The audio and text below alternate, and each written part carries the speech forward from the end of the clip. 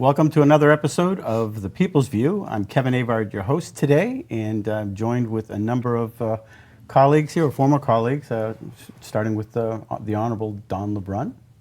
Former representative, former alderman, former now alderman. serving at the governor's request on the Board of Medicine. Yep. Thank you for being here, and of course, Thank you. Carl Seidel. Yeah, full-term representative on Public Works, and happy to be on here on the panel discussion. Right. And former Board of Education. Yes, Doris Hohensee. I'm a former Board of Education member. Just got released. Just got released. Well, welcome back to public life. Yeah. So I want to thank everybody for being here, and there's a lot that's going on right now up in Concord. A lot of bills. Yes, there is. A lot of things that are being talked about locally as well. And I'd like to start with you, Doris, if I could. There's a little controversy that's going on with regard to the School board. school board. What's going on? Well, the board president and the superintendent were quoted in the paper for saying that they're so delighted that we're gone, Howard Kaufman and myself, because now they're going to be more productive. Yeah, but Mosley said he didn't say that. He didn't literally say it, but if you listen to the meeting, he said it. Okay. They're so happy that now they're going to be productive, and they're going to work together like as if they could never work with us, because we asked for information. We wanted data. We wanted to have discussions. We actually engaged in debate. Well, now they've got their yes votes, and their meetings are going to go much quicker. When you say more information like what? Like they passed something on a reading program on the first meeting. They didn't have a committee session where they have 5 new members. You think they'd want to know what this reading program is? One board member was smart enough to say, phonics is very important. It's the foundation of everything. If you don't have that, everything else is going to crumble. Is this program phonetic? Oh, yes, she was reassured by the administration. So I sent them an article the next day. It was not. It's whole language approach. It's based on cueing. You look for context, you look for visuals, you look for sentence structure, and you guess. And that's not phonetic, and that's what they voted. It was almost $700,000 because they got $1 million windfall from the state, and without a committee meeting, without doing any research, they just said yes, 9-0, and they voted in. So the board members are just saying yes to the upper... Well, this is the first meeting. If I was there, it would have taken a little longer to get those yeses. They would have still passed it. It would have been like 7-2 or something like that, but at least we would have had engaged in a discussion. At least the public would have seen, hey, there's 2 sides to this issue. Now, it just slid through. $700,000 for a reading program that's whole language, and our test scores on reading have been going like this. How can the public keep track of the test scores? How can they keep track of what's going on? They're online. The district puts them They are. out. The State Department of Education puts them out. I tried to have a debate on this. I said, look, our test scores are going down repeatedly. We need to discuss what's going on. Oh, do you want to attack the teachers? Heavens, no. The teachers are wonderful. But what are they being asked to do? Is it too much? Is it the wrong materials? They couldn't have that discussion. That wouldn't be productive. Now they're productive. Passed it in a flash. Interesting. So they're echoing the Board of Aldermen. Well, if they're all union compliant, 8-1, the union got them in there. Little electioneering, but they're in there, so they're going to do what they're told. What happened with this last election and this electioneering? Is there anything going to go forward? You I've filed filed a complaint with the Attorney General in October. I filed a complaint with the police department. I filed a complaint with the clerk. The clerk talked to the city attorney, who told the superintendent to investigate. He refuses. He can't ask those hard questions. He has to work with those people. So I put in a right to know at that point, and I got the data back from 2019. And I asked for 2 days because I didn't want to be attacked like poor Lori Ortolano was being attacked for asking for too much information. So I got over 20 hits per day. So about 42 electioneering emails from union reps to about 2,000 staff members each day campaigning. Now, is this the same Lori that filed the lawsuit with the... And the assessment. Yeah. For the Yes, assessment, she's- Now, didn't she win?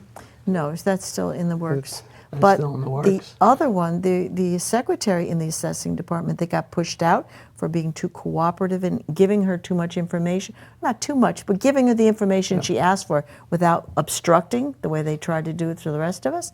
And She just had a lawsuit and she won 6 figures, $110,000. And who pays that? Did you see it in the paper? Yes. Did you? No. No, I no, saw- it's not in the No, paper. I saw that there was an opening Oh, no. for a they- new assessor. That's no, what I no, saw. that's a head assessor. This is just a lowly secretary that was just doing her job and being responsive to citizens. She had a lawsuit because they put her on paid leave for no reason. She got $110,000 settlement And from the city. I think from the a assessor lawsuit. is still there. the assessor still. Yeah. Oh, yeah. Well, they got But rid they of- fired the engineer, city engineer. Right. Oh, they fired the guy who was fixing the books there. Oh, yeah. Oh, finally, I didn't hear anything about that. But they're either. hiring a new one now. Yeah, They haven't fixed any of the problems. They just push them out of the way. That's all. and pay for it. There was an article that Lori put out yesterday. She showed the before and after for the assessing cards and the 2019 online update. They Same lost thing? a lot of data, so the migration was very unsuccessful. So, putting this out there, what does this mean to the average taxpayer in Nashua? You can't trust the assessing department. They're not competent to keep the data. They don't always. Well, you'd have to have Lori in here. She could do a better job than I can. But there is going to be a consequence for the taxpayers here in Nashua. Well, we've already got $110,000 more on our plate for this one All right. employee that they mistreated because they're covering up misdeeds. When you say covering up, what do you mean? Well, they don't want her to give out information so that Lori would have access to what's actually going on. They need to hide it. Just like when I asked the superintendent, I said, I want the 2017 emails from these same union representatives because I wanted to see if this electioneering went back 2 years. He writes me back and he says, well, I don't know how to identify who are the union reps. Well, he did it for 2019. So I sent him a list. I'm kind. I sent him a list. And then he says, I don't know if they're there. He hasn't looked. Who's he? The Superintendent Mosley. So Interesting. he's violating the right to know. And when he called me to apologize about the front page article, because it made him look bad, I asked him, where's my right to know? Am I going to get it? And he said, well, I'm working on it. I don't think I'll get it. Well, he's refused to come back on my interview part on Fridays. That we never finished the first interview because he managed to talk enough, so we never covered the 3 areas, the gang type of thing and the bullying and. Well, we haven't talked about that. It's supposed to be at the first policy meeting. There's a new bill that's in there about the bullying. That incident happened in September. This is January, Right. and our board hasn't discussed it. They had to get restraining orders, and the court has mediated this. Where are those girls that have the restraining orders? Where are they getting their education? The court has dealt with what the board failed to act on Right. because the majority just sat on their hands and did what the administration told them to do. Another education issue is, I think we had a little conversation about it with Frank, about what Frank Edelbluth's Oh, yeah. potentially doing. What is going on? Are they taking it off the table or not? And this has to do with the charter schools. Well, I don't know. It's supposed to happen Friday. That was re-voted on and defeated again. Again. And they're supposed to bring it back again this week, All tomorrow. they do is table it again, don't Yeah, they? Yeah, so when that's you're all. saying Just defeated, table it's it. not, Yeah. it's not completely My defeated. it's understanding is No, that table. they take it off the table, vote on it, vote it down, and put it back on the that table. the governor's going to put it on the agenda until it passes. Really? That's the word that I heard from some people at the meeting. And this has to do with the $46 million, starting with the $10 million. That's right. For the This is for the charter $9.5 million schools. per year for 5 years. And I just want to repeat one thing more about the charter schools. They are public schools. Absolutely. They're public schools. And I'm Absolutely. going to repeat this. They're public I know, but schools. do you But know what the he's... public has to know that charter schools are public schools. And there's a group of people out there that are trying to say that they're not public schools. They help the kids that need a specialized type of education. They cannot discriminate. They do not discriminate. That's right. They use a lottery. The next person up is the next person to come. If it's a special needs person, they cannot skip over anyone. Right. They have got to take the next person in line. Did you see what they're doing to special ed kids? Last year, or a year ago, they would send money to the charter school and say, here, hire a special ed personnel person to help them. And they did it in-house. Now, they transport them to and from the public school, so they lose time.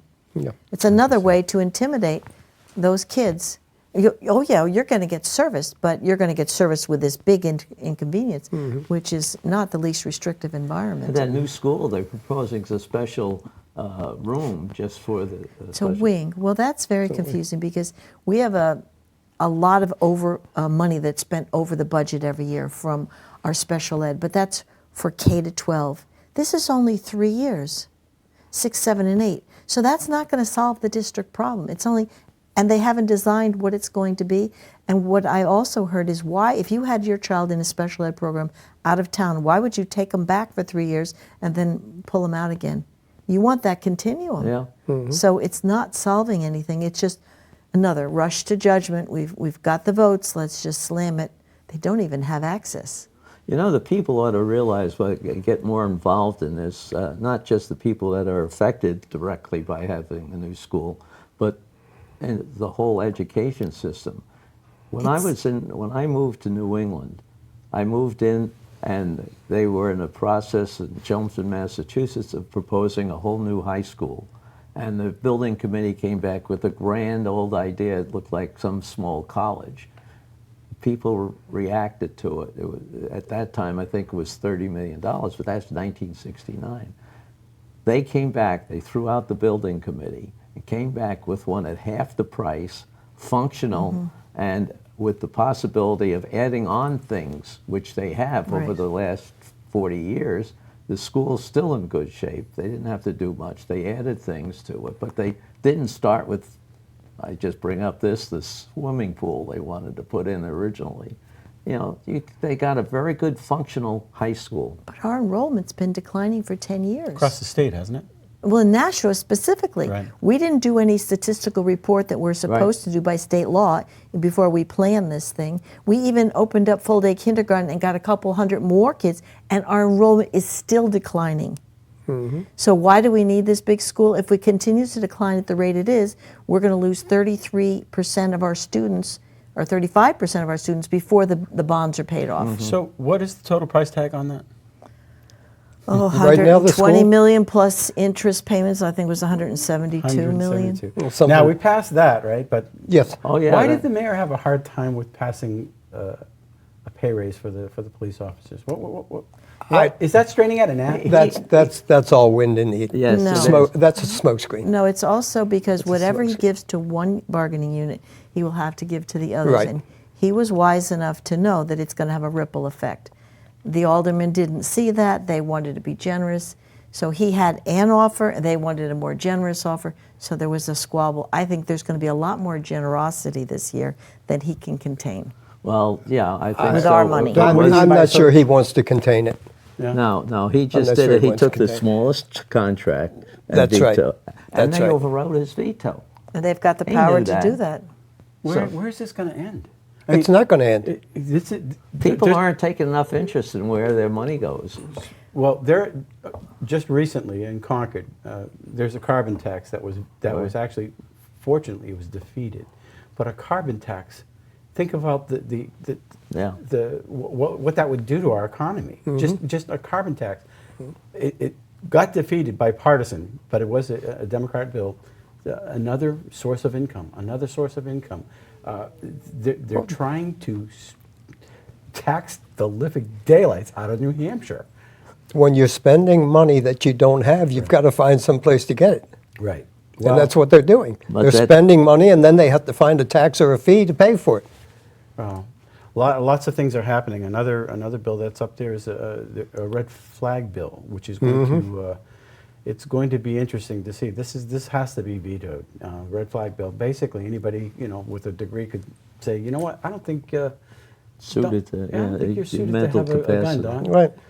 After all, you were a Marine, or are a Marine, or a former Marine, and you know about those Marines. Yeah. They're pretty tough, and they can be unruly. So we don't think you should have a gun. That passed. That's exactly what they There's no think. safety in there. There's no way of getting back and defending yourself on No. some of these Right. bills. And It's ridiculous. Once the decision comes down, that's it. Yeah. Here we You have no passed- defense. Just recently, we passed a concealed carry, which is Has any major things happened here in Nashville? Knock on wood, but Yeah. It's a proven fact that armed people are safer. right, and that That's a proven fact countrywide. Well, you saw that in the paper. The papers are finally producing it. I know there has been some group that publishes these things, but the papers rarely pick it up. But now they're picking it up. That what was a religious group that guy got up and shot the guy who was killing 2 other people. Yeah, Within 2 seconds, he got him. I know within the churches here in Nashville, I know of a few churches actually. You walk into that church, you are eyeballed, and there are people there are defending you. They're actually gone through training. Yeah. One pastor, Larry Heileman's son, actually is a former police officer. He goes around training people in churches, how to, because you don't want just anybody shooting right there. But so there are training courses. We were all invited to a training program. Yeah. And they just held another one in Concord just a week or so ago. Right. But about a year ago, we were invited to one at the Coptic Church down on Canal Street. Right. And it was packed. I mean, there were probably 300 or 400 people there to take that training. And we've implemented it at our church across the street. And the thing is if you try to take the guns away, we have millions and millions and millions of guns in this country. The bad guys, if you want to try to take them away from the good guys, then all you're going to do is have the non-law-abiding citizens with guns That's going right. in, and it's They're not worried about Criminals Not worried can about get anything. criminals can get guns anytime. sure. There's no stopping it. So why disarm the people when they have a constitutional right Who are only looking to defend to themselves. defend themselves? All right, Yeah. and it seems as though there's this the zeitgeist in the Democratic Party, and is that Americans aren't allowed to defend themselves. Right. Woe unto us if you try to defend you, especially from terrorists. This whole thing with the president that's going on right now, he took out a really bad guy, and this guy was linked to Benghazi. He was one of the masterminds to Benghazi, and killed Americans in Benghazi. I don't see how they think he's, just because he has an official title as an official of a state, well, he's anybody special. A terrorist is a terrorist, no That's matter right. what he is. Absolutely. It's, Whether it's no you- different than the other guy. And the we got. president is the commander-in-chief. Right. And he has a right to do whatever to defend this country. and he was planning an attack in Right. Iraq. There was a senator on this afternoon wanting to know why they didn't just go and arrest him. That's frightening. It is. It's frightening because here you have somebody that's actually willing to do what the people need. Sure. The Keeping his primary promises. function of the federal government is to keep America safe. Think about the creation of our Navy. Our Navy was created because terrorists were taking our ships. Yeah. Right. And so we decided to create a Navy to defend ourselves. It wasn't an act of war. You come shoot at us, we shoot back. We shoot bigger. We'll take you down. If you shoot at America, we're not supposed to be sitting targets around the world. Well, you can't take them. You're going to get them mad. Ladies and gentlemen, before this attack, they've been saying death to America. That's right. Guess what they've been saying after the attack? Death to America. Tomorrow, I guarantee you, they're going to be saying death to America. Absolutely. They wanted to have Absolutely. Congress approve any move you wanted to make. Yeah. They can't decide to do. That to would pay be the bills. worst place. That would be the worst place to divulge what you're going to do. Exactly. There's nothing but a bunch of snitches and rats and Right. you know. Yeah, you got the Schmidt leaks like leaking things. If you want, Iran made a statement, something to the effect that we're going to open up the floodgates of information of the people who took bribes from us. Go for it, do it, do it. Who took bribes from you in our country? Those are the traitors. Yeah. Those are the ones that are selling us Yeah. short. Disclose 'em. Maybe those are the ones that don't want us to defend ourselves. Why? Because the truth will be known. Yeah. Transparency is Yeah. an issue. And a lot of people are bankrolling a lot of the stuff that's going on behind the doors. And I really think that these are the very same people that are attacking President Trump. You might not like his tweets. I don't even see his tweets unless they're on the news. I don't either. And I really don't care because I'm beginning less and less to trust the media, more and more and more, because they sound like a sounding board. Many people do a lot of montages of talking points, and you see it one after the other, different stations saying the same thing. hey, when did you all get in a room and compare notes? Yeah. Where are you getting your information from? So, No, they- you know, it just bothers me that when people want to defend themselves, there are people that are strident to take that right away from you. And you have a right. Well, they're trying to educate us too differently. They want us to do things, be nice, and all this sort of stuff. We're talking about Well, cultural sensitivity. Isn't There that what they're doing to the kids in the schools? The new plan that Mosley wants to of put social into effect. emotional learning. He wouldn't talk to me on that. He didn't go into any distance, and he's turned down 2 other requests I've There's a had to get. teacher in Milford that was put on leave because he asked a student to do a report on Tenement Square. Yeah. The student happened to be Asian, so she was offended. So he's on leave. Where's the list of what's allowed and what's not allowed Right. in a history course? But they own us, and this is why parents and citizens don't come and complain, because there's such an aura of intimidation against us Right. for speaking up. They try to beat us down, beat us down. We need that recall provision back. We need to take out these people that are harassing good citizens. Well, basically, they're trying to rewrite the history books. Right. Yeah, they are. They're doing it. They I really mean, they're are. indoctrinating the kids from the time they're kindergarten. Right, they are. And this whole idea of sensitivity, you know, it's funny because, again, the left seems to be very strident about sensitivity and bullying.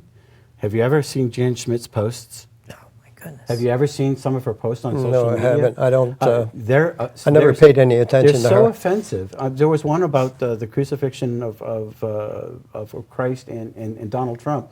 And if Donald Trump raises from the dead or something, then you know, she'll believe him or something to that effect. Yeah. And I'm completely paraphrasing, but those words are in that. And the thing is, she's snorting up her coffee, meaning she's laughing, and it's coming through her nose because she thought that was funny. But that's offensive. Sure That's is. offensive to people of faith. It's culturally And insensitive. It's culturally, definitely, it's culturally inoffensive. But you know, I got a call from the Secret Service yesterday. You know that? Because there was somebody in Milford that that made a threat against the President of the United States, and it was through social media. And this person said, if the President goes after our cultural, what do you call it, monuments or something to that effect, I'll hunt him down. And we turned him in, and they're following up on that. But you know, statues across the country Are being being taken brought down. down. Yeah. Yes. You know, that's our culture, warts and all. You can't take down these statues of our history and not have people try to change. A lot of these statues happen to be Democrats, by the way. Yeah. You know? Oh, yeah. You know, when are they going to take down the Robert Byrd buildings in Washington or in Virginia? West Virginia is nothing but Robert Byrd. Right, and wasn't he a Ku Klux Klan member? Yeah. He was a Absolutely. Grandmaster. Did you know that? And but you know what? That would be wrong too, to take them down. People have got to be able to look into the Right. mirror. They've got to look at our history, eat the meat, throw out the bones, learn from what happened to the Right. American Indians, learn what happened to the Asians that were in camp during World War II, learn from all these bad eras. Right. Don't change it. You know, just learn from it. That's right. And that's what history is. It's a learning process, so you don't repeat the same things over again. Right.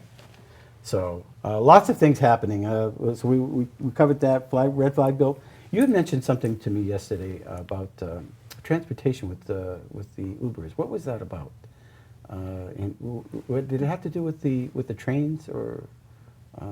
Well, they're looking at the trains as another mode of transportation that should be supported because they want to see transportation as a whole, looking at what's the objective of moving people around, to get them to jobs for the most part. There's other areas too. It enhances your tourists and stuff like that. Right. So you want to see if you can coordinate the methods of transportation so that if you're running a train, you're also running buses connection, or maybe you're looking at some of those Uber or Lyft type of organizations to provide transportation, as well as having transportation available for elderly or handicapped people. So how do you combine those things to make it the most efficient way? And there's more money that's supposedly coming out if they ever get that budget approved. I mean, right now for the whole, almost his whole first term, all he has to be being approved are recurrent budgets, which doesn't grow anything or doesn't even focus on different areas, if you will. Change where you need the money more than you did 4 years ago. All you do is repeating the same budget. From your experience, where do you think that's going to go with the budget? Well, somebody's got to wake up and do something. Right now, I'm afraid it's just going to continue. Right. Until we get one party that knows what it's doing and working together, or somebody just learns to have bipartisanship again. I mean, this worked out. This was one of the problems we had back in 2010. You remember that. You were part of that, how we came back and we got all the Republicans to get a supermajority. And we got things done. We cut the budget almost $1 billion. And we got Brought the rainy things day trimmed fund down. back. We got rainy day funds, and then everything changed. And now, between then and now, I don't think we had enough of a majority to get a good business plan.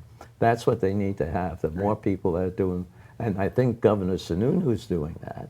He's bringing people in to run some of these divisions that have a business, and they're looking for a payback on what money they're investing. That's what you have to have. You have to have objectives. You measure to see if you get the objective, and you be transparent about how you're doing it. The problem I see with the legislature right now is there's so much dissension, so much bickering back and forth. You can't get even a good bill. You can't get enough Republicans to cross the aisle. You can't get enough Democrats to cross the aisle to pass a good bill. It's strictly party lines. And how do you think we're going to change that in this next election? Supposing we have, a Republican majority. I'm not sure the election is the problem. I think the problem is we've got to change the attitude of people that we elect. It's not a matter of numbers. It's not a matter of having more Republicans than Democrats or vice versa. We've got to change that attitude. Right now, there's nothing but bickering and fighting all the time, or just ignoring each other. Right. You can go in the cafeteria now. The Democrats all sit on one side, the Republicans all sit on the other side. When we were there, we had the breakfast club and everything else. We had a ball. Before session, we would go in and we would talk about everything, Democrats and Republicans alike. I've heard that from some, even from some of the lobbyists, that it's just different this time. It's absolutely It's just, different. It's it's almost like a secret club. Yeah. You know, and Yeah. and that's kind of frightening, because when you have a one-party rule like that, I know that when we were in the majority, I know for a fact that we reached across the aisle and we worked and we compromised. And sometimes I didn't like it, but the fact is, we're talking with human beings here, and they have dignity, and you have to start treating people with dignity. Yeah. Not that we're in one little silo. Oh, you're a Republican, you're a conservative, or you're a Democrat. We're human beings first, and we've got to get back to that. But I see that we're running out of time here. And The only thing I want to add to that is I agree with you, but we also have to have people more involved in local politics. I agree that there. pushes it Oh, all the way absolutely. up. Right. Look at your aldermanic board. Right. You can't have a unanimous board like that. You just can't do that. Yeah. Again, You're not going to get anything done that's going to benefit the people. And that's what it's all about. Not benefiting the alderman. It's about benefiting the people as a whole. there are a lot of people out there that are complaining, and I can see it on social media all the time. And my retort to them is that, listen, there's a funny thing about voting.